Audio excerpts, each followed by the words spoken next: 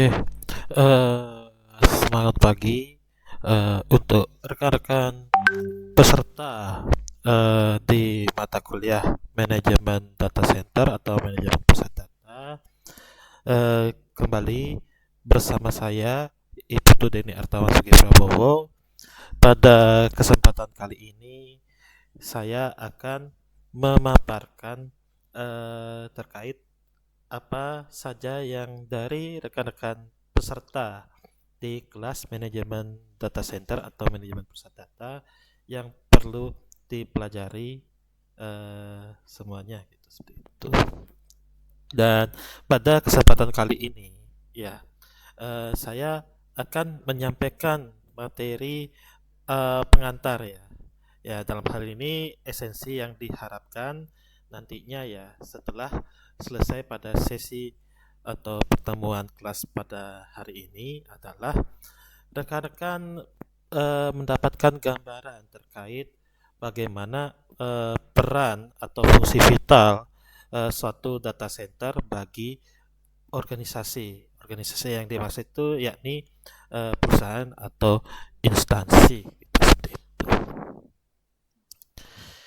Dan sedikit perkenalan saya, rekan-rekan. Rekan-rekan bisa memanggil saya dengan Pak Denny ya, gitu seperti itu. Pendidikan terakhir saya S1 di Teknik Informatika, lebih tepatnya konsentrasi jaringan komputer, Universitas Brawijaya. Kemudian S2 saya di Teknik Elektro, ya lebih spesifiknya lagi pada program Teknologi Informasi, Universitas Gadjah Mada. Dan terakhir saya mengambil program profesi insinyur di Institut Teknologi Indonesia. Beberapa sertifikasi yang pernah saya ikuti atau pernah saya ambil juga termasuk program pelatihan dari Kominfo ya, dulunya ya namanya ya, yang sekarang kini jadi Komdigi gitu seperti itu ya. Yang mana dalam hal ini memang ini sedikit gambaran yang informasi rekan-rekan ya.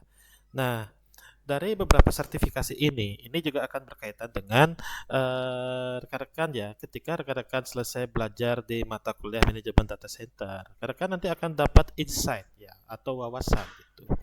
Ya, misalnya kalau nanti di dunia profesional yang berkaitan dengan dunia manajemen data center ya, seperti inilah sertifikasi yang nantinya rekan-rekan bisa ambil ya. Misalnya kayak manajemen data center yang versi BNSP ya atau nasional, atau kalau internasional ada namanya yang disebut namanya itu Certified Data Center Professional atau CDCP gitu, seperti itu.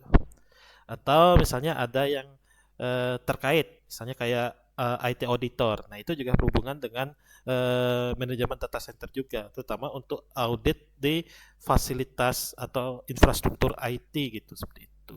Ya, yang mana data center itu termasuk di pengertian itu juga gitu seperti itu rekan-rekan ya. Sebagai fasilitas fisik ya atau infrastruktur IT gitu seperti itu. Dan berikut pengalaman profesional saya juga rekan-rekan ya, dari sebelum saya sebagai akademisi saat ini maupun bahkan ya sebagai akademisi saat ini, yang mana juga saya masih tetap aktif sebagai praktisi juga ya di dunia konsultan juga ya.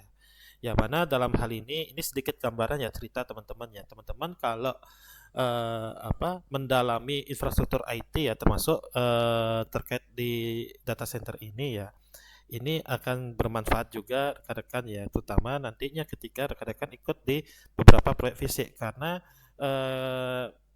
di beberapa proyek terkait ya itu malah ada yang mencari orang-orang, dalam hal ini lebih tepatnya tenaga ahli yang memiliki SKK ya. SKK itu dalam hal ini sertifikat kompetensi yang terkait keahlian tertentu gitu seperti itu. Ya, misalnya terutama ya terkait dengan data center ini atau jaringan IT gitu. Itu juga sebenarnya banyak yang dicari gitu teman-teman. Terutama dari pengalaman saya sendiri sebagai di tim konsultan MEP, khususnya yang berkaitan dengan infrastruktur TIK atau di data center itu sendiri. Makanya salah satunya itu saya bisa ikut terlibat di proyek suatu bank ya, proyek konstruksi atau proyek fisik suatu bank di Provinsi Sulawesi Tenggara gitu. Yang mana kompetensi saya sebagai terkait di jaringan atau data center ini itu betul-betul terpakai gitu seperti itu. Nah, nanti di sesi terpisah saya akan cerita lebih lanjut lagi gitu seperti itu. Dan berikut sedikit kontak yang bisa rekan-rekan hubungi juga ya. Kontak yang nanti lebih lanjutnya lagi dari rekan-rekan peserta bisa menghubungi saya. Ya, kita akan lebih banyak diskusi di luar. Saya akan terbuka saja sepanjang saya ada waktu luang dan juga di waktu luang dari rekan-rekan itu sendiri. Nah, rekan-rekan, ini sedikit diskusi ya teman-teman ya, rekan-rekan ya. Kita belajar dari kasusnya yang tidak begitu lama ya, di tahun 2023 yang lalu.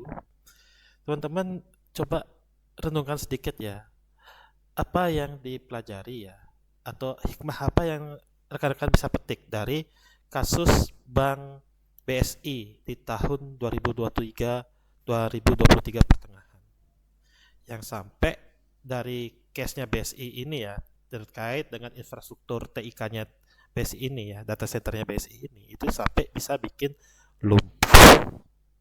Nah, tidak hanya BSI ya, tetapi Kominfo itu sendiri ya, kini namanya Komdigi. Nah, itu juga sempat kejadian. Kira-kira hikmah apa yang bisa rekan-rekan petik gitu, seperti itu. Ya. Kalau dari beberapa case seperti ini juga. Nah, teman-teman setidaknya ya secara tidak langsung itu bisa dapat gambaran ya. Berarti kan kalau dari case-nya BSI, kasusnya BSI ini maupun dari Kominfo ya di tahun 2023 yang lalu ya gitu. Nah, berarti kan artinya data center ini itu kan berarti punya peran vital, peran kritis bagi keberlangsungan operasional, keberlangsungan proses bisnis dari suatu organisasi. Seperti itu. Makanya di sini kenapa suatu data center, terutama kalau bagi organisasi ya misalnya kayak perusahaan yang dalam lingkup termasuk kategori operasionalnya kritis atau high risk ya, kayak perbankan atau telco. Nah, berarti kan dituntut memiliki data center yang sifatnya high availability gitu, seperti itu. Availability-nya itu mesti tinggi gitu, seperti itu. Nah, nanti kita akan belajar lebih lanjutnya lagi terkait availability pada data center ini. Yang lebih lanjutnya kita akan belajar terkait konsep tier atau tingkatan gitu. Yang mana dari terendah itu kita akan belajar terkait tier 1, kemudian di atas tier 1 ada di tier 2, kemudian di atas tier 2 itu ada tier 3, dan terakhir ada namanya tier 4 gitu, seperti itu. Ya. Dan mudah-mudahan dari gambaran pada pertemuan hari ini, nah itu teman-teman bisa terbuka wawasannya gitu terkait seperti ini fungsi atau peran kritisnya data center bagi suatu organisasi gitu, seperti itu. Nah, ini sedikit ya gambaran lebih lanjutnya ya, deskripsi lebih lanjutnya ya. Seperti apa yang saya maksudkan untuk fungsi vital atau kritisnya dari data center itu sendiri gitu, seperti itu. Yang mana kan secara definisi ini kan data center ini ialah fasilitas, tempat. Ya betul Bang, tempat gitu, seperti itu. Tempat yang apa atau fasilitas buat apa? Buat untuk perangkat-perangkat elektronik. Ya, lebih tepatnya lagi perangkat-perangkat elektronik yang dimaksud itu ya ialah perangkat-perangkat jaringan kayak server misalnya, router gitu, seperti itu, dan juga switch ya, yang intinya berkaitan dengan perangkat-perangkat sistem jaringan data atau jaringan informasi atau jaringan IT gitu, seperti itu. Dan jika dari fasilitas yang dimaksud itu kondisinya bobrok, kondisinya itu lagi tidak layak, ya berarti kan akan berpengaruh ke kondisi dari perangkat-perangkat IT, perangkat-perangkat jaringan itu sendiri. Kalau misalnya itu sampai terburuknya itu sampai bikin perangkat-perangkat jaringannya itu rusak, berarti kan tidak bisa beroperasi, downtime gitu istilah teknisnya. Kalau itu sampai terjadi, ya ini kalau sampai terjadi, ya berarti kan otomatis dari sisi aplikasinya pun juga tidak akan jalan.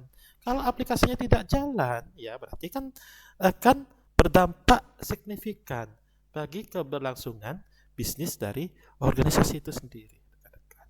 Maka disinilah lebih lanjutnya lagi yang perlu rekan-rekan ketahui bahwa suatu data center itu memiliki peran sentral, peran kritis, ya, bagi operasional suatu organisasi, operasional suatu layanan gitu seperti itu, atau lebih tepatnya lagi ya bagi keberlangsungan bisnis dari satu organisasi itu sendiri. Yang kembali lagi ya saya berikan sedikit gambaran ya dari berkaca dari kasusnya PSI di tahun 2023 yang lalu. Itu kalau lumpuh gimana yang terjadi, apa yang dialami oleh PSI itu sendiri. Silakan rekan-rekan bisa renungi itu.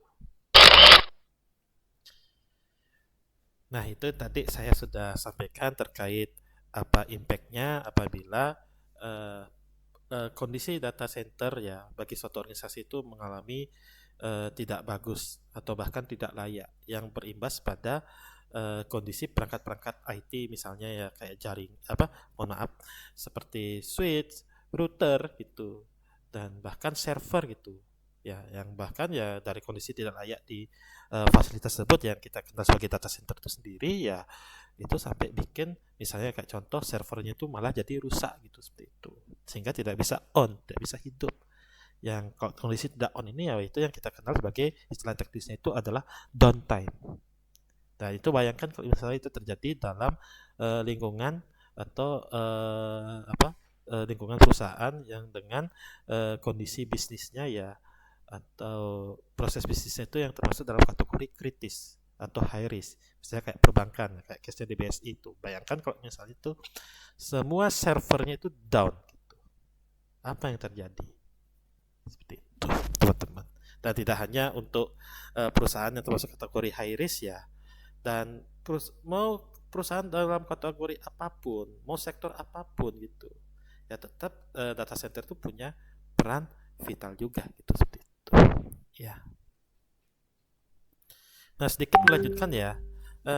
Ada beberapa penyebab adanya perangkat-perangkat IT di data center itu mengalami downtime ya gitu seperti itu. Ya termasuk salah satunya server ya gitu. Ya termasuk ya dari kesalahan prosedur misalnya ya atau human error itu salah satunya gitu. Dan kemudian kalau yang kedua itu perasaan IT tidak berfungsi itu sebenarnya ya lebih ke ada namanya teman-teman nanti akan kenal istilahnya itu yang disebut sebagai EOSL namanya end of support life atau umur perangkat kalau bahasa awamnya gitu. Jadi kalau misalnya kalau normalnya ya suatu perangkat khususnya perangkat IT ya apalagi ya itu kan kalau dianggap sebagai umur normal itu kan di bawah 5 tahun gitu. Kalau sudah pas di 5 tahun hingga maksimal 10 tahun itu sudah harus hati-hati atau warning. Kenapa saya bilang demikian? Karena di rentang waktu tersebut akan kerap mengalami yang namanya gangguan atau insiden namanya gitu seperti itu. Ya memang tidak menutup kemungkinan ya kalau usia perangkat di bawah 5 tahun pun pasti terjadi insiden gitu atau gangguan kalau bahasa awamnya.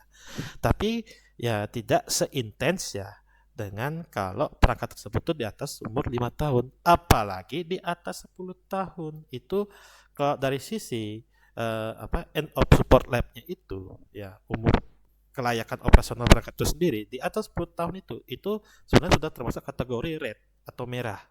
Yang artinya ya itu dalam kondisi ya kalau saya guyonan dengan teman-teman saya di lapangan di dunia konsultan ya ini sudah harus ganti baru gitu seperti itu. Dan ini banyak terjadi teman-teman ya di case nyata termasuk di tempat kita sendiri ya di Institut Teknologi Kalimantan itu pernah ada kejadian di gedung B yang mana switchnya itu sudah umur 10 tahun lebih ya makanya pada suatu waktu itu ya sering terjadi itu tidak berfungsi itu downtime gitu seperti itu kondisi off gitu mendadak gitu dan agak repot juga gitu jadi perbaikan terus gitu sampai ya bahkan rekor itu sampai 3 harian gitu seperti itu makanya saya saran ke teman saya yang memang jadi kepala unit unit teknisnya ya, departemen teknisnya ya, yang berkaitan dengan IT ya di tempat kita gitu ya. Jadi ya harus ganti perangkat nih, itu mau tidak mau gitu seperti itu. Ya. Dan ada beberapa faktor lainnya ya yang jadi penyebab downtime itu sendiri gitu. Ya, termasuk ya power outage atau pemadaman listrik itu, bencana alam, terus kesehatan cyber juga gitu. Dan mengacu ke table Upton Institute ya. Jadi teman-teman jangan lupa ya, pada prinsipnya tidak ada teknologi yang sempurna, perfect 100%. Artinya dari sisi uptime atau kondisi availability-nya itu 100% tidak mungkin gitu. Pasti ada saja satu kondisi tertentu itu dia akan mengalami yang disebut sebagai insiden itu tadi atau downtime bahkan gitu. Nah, makanya dalam hal ini ya biasanya ya kalau untuk waktu downtime dalam 1 tahun ya biasanya kalau untuk tolak ukur dari Upton Institute itu ada yang paling tercepat itu waktu downtime-nya itu 32 detik gitu. Alias untuk tingkat availability-nya itu ya 99,99999% gitu seperti itu. Ya. Itu kalau sudah demikian itu sudah biasanya itu luar biasa gitu rekan-rekan gitu. Ya. Kalau semakin sedikit atau semakin rendah atau semakin cepat waktu downtime-nya gitu. Ya itu sebenarnya kondisinya itu semakin baik. Ya, artinya tingkat availability-nya itu semakin tinggi.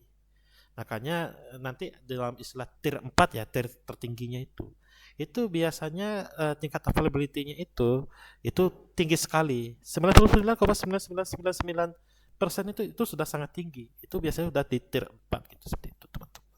Gitu. Ya. Ya, itu sedikit pengantar singkatnya rekan-rekan dan ada sedikit tugas ya rekan-rekan ya untuk kita bahas lebih lanjut ya di pertemuan ini juga ya rekan-rekan ya. Dalam hal ini teman-teman silakan diskusi ya, ambil kasus manapun yang berhubungan dengan kira-kira sama seperti pertanyaan saya yang pertama ini ya, sedikit pertanyaan renungan ya. Kenapa dalam hal ini satu data center itu punya peran kritis bagi satu organisasi? Nah, mungkin akan sedikit membantu dalam satu pertanyaan ini ya, apa yang terjadi kalau misalnya terjadi suatu hal tanda kutip ya, misalnya downtime misalnya, atau terjadi insiden pada satu data center di satu organisasi tertentu, terutama apalagi kalau misalnya untuk kasus di perusahaan dengan proses bisnis yang termasuk kategori high risk. Silakan teman-teman diskusi dengan rekan-rekan sekelompok Anda yang sudah dibagi sebelumnya. Itu saja dari saya. Terima kasih. Sampai ketemu di sesi presentasi. Oke, semangat pagi rekan-rekan. Selamat pagi, rekan-rekan mahasiswa mata kuliah manajemen data center kelas A. Suara saya kedengaran dengan baik. Terdengar, Pak. Oke, yang lain bagaimana? Terdengar, Pak. Oke, Dengar, Pak. Oke, rekan-rekan, bagaimana tadi saya sampaikan via WhatsApp grup kelas. Sebelum kita mulai, rekan mohon untuk semuanya, termasuk yang baru hadir ya di Zoom meeting, silakan bisa on kamera semua dulu, baru kita mulai. Kita langsung mulai saja, silakan dari masing-masing kelompok, dari kelompok 1 hingga kelompok 8, yang mana yang sudah siap, bisa langsung unjuk diri untuk memaparkan hasil diskusi yang sudah teman-teman diskusikan sebelumnya gitu. Silakan.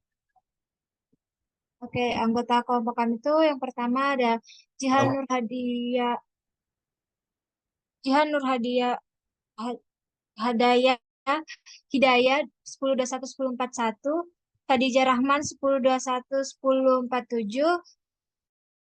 Kemudian ada Alexander William Wijaya Oy dengan NIM 1021 1009. Kemudian ada saya sendiri Destri Sepang dengan NIM 1021 1087.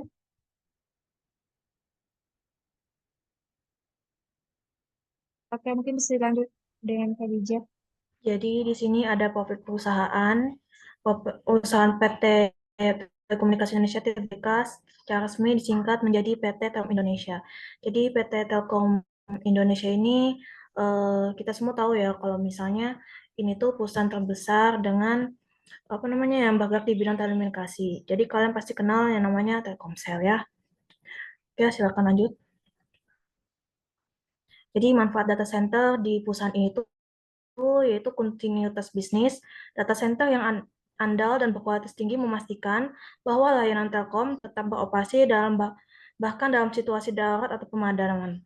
Kemudian ada efisiensi operasional dengan mengkonsolidasi dan mengelola semua data dan aplikasi di satu tempat. Telkom dapat meningkatkan efisiensi operasional dan menghemat biaya dalam waktu jangka panjang. Terus kemudian ada keamanan data center yang aman, melindungi data pelanggan dan operasional dari ancaman keamanan yang sangat penting dalam era di mana serangan cyber sekarang semakin umum. Baik, bisa dilanjutkan oleh rekan saya. Oke, baik selanjutnya pada kali ini yang dimana jika terjadi pada kelumpuhan data center yang di PT Telkomsel Indonesia, yang dimana yang pertama pastinya kehilangan pendapatan, yang dimana jika pusat data lumpuh, perusahaan tidak akan dapat memberikan layanan kepada pelanggannya di wilayah yang terkena dampak. Hal ini dapat menyebabkan hilangnya pendapatan yang signifikan karena pelanggan dapat beralih ke pesaingnya yang lainnya. Lalu selanjutnya kedua dampaknya ada peningkatan biaya, yang dimana perusahaan akan mengeluarkan biaya tambahan untuk memperbaiki kerusakan pusat data dan memulihkan layanan.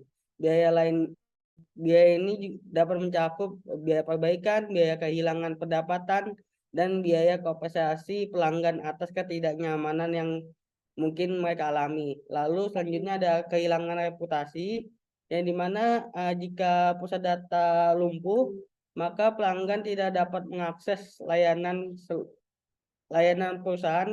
Mereka mungkin akan beralih ke perusahaan lain. Hal ini dapat menyebabkan rusaknya reputasi perusahaan tersebut. Selanjutnya pada pemadaman. Selanjutnya ada pemadaman layanan, yang dimana dampak ini yang paling cepat dan signifikan adalah gangguan layanan telekomunikasi bagi pelanggan di wilayah yang terkena dampak. Hal ini dapat mengakibatkan hilangnya konektivitas, layanan telepon, akses internet, dan layanan komunikasi lainnya. Selanjutnya ada pemulihan yang rumit, yang dimana memulihkan layanan setelah kelumpuhan data biasanya bisa menjadi proses yang rumit dan memakan waktu. Telkomsel harus bekerja ekstra keras untuk memulihkan sistem dan menguji keandalannya serta memastikan layanan kembali normal. Lalu ada gangguan keamanan dan kerahasiaan data. Jika kelumpuhan data disebabkan oleh masalah keamanan atau serangan cyber, data pelanggan dan informasi sensitif dapat menjadi rentan. Ini bisa berdampak negatif pada privasi pelanggan dan integrasi data. Mungkin bisa di next. Baik, dampak berikutnya yaitu gangguan layanan pelanggan. Kelumpuhan data center dapat mengakibatkan gangguan layanan telekomunikasi yang mencakup internet, telepon, dan layanan data lainnya. Kemudian kerugian data.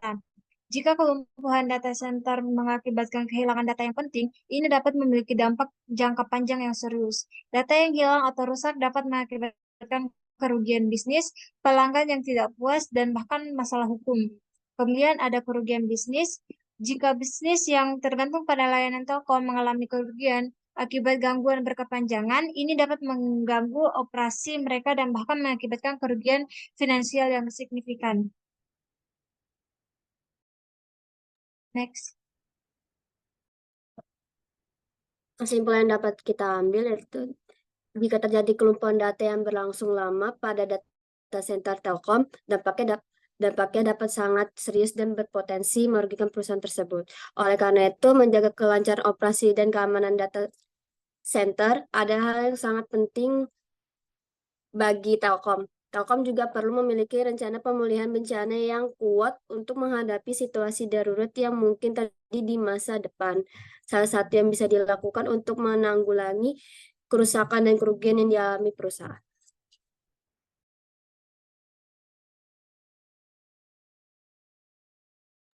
Sekian presentasi dari kelompok 4, kurang lebihnya kami mohon maaf. Selamat sore. Apakah ada pertanyaan dari teman-teman? Oke, saya mohon izin rekan-rekan dari kelompok 4. Jika ada pertanyaan dari rekan-rekan kelompok yang lain, saya persilahkan.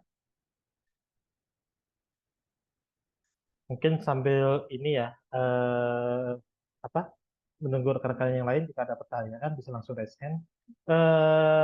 Mungkin nanti dari rekan-rekan kelompok 4, ini kan kalau nggak salah kan mungkin ada kemungkinan ya, ini diangkat sebagai kasus final project Anda ya, rekan-rekan kelompok 4 ya, yang case-nya di Telkom Indonesia ya. Iya, Pak. Nanti tolong dicek ya, sekalian saya minta bantuan ke Alexander, ini sekaligus sambil koordinasi ke koordinator kelas B ya. Ini saya soalnya antara ingat atau lupa itu kelas B juga ada mengambil case di Telkom juga gitu. Ya, mudah-mudahan ini saya keliru gitu. Nanti tolong sambil cross check ya gitu, seperti itu nanti. Tolong dibantu Alexander cross check di kelas B gitu.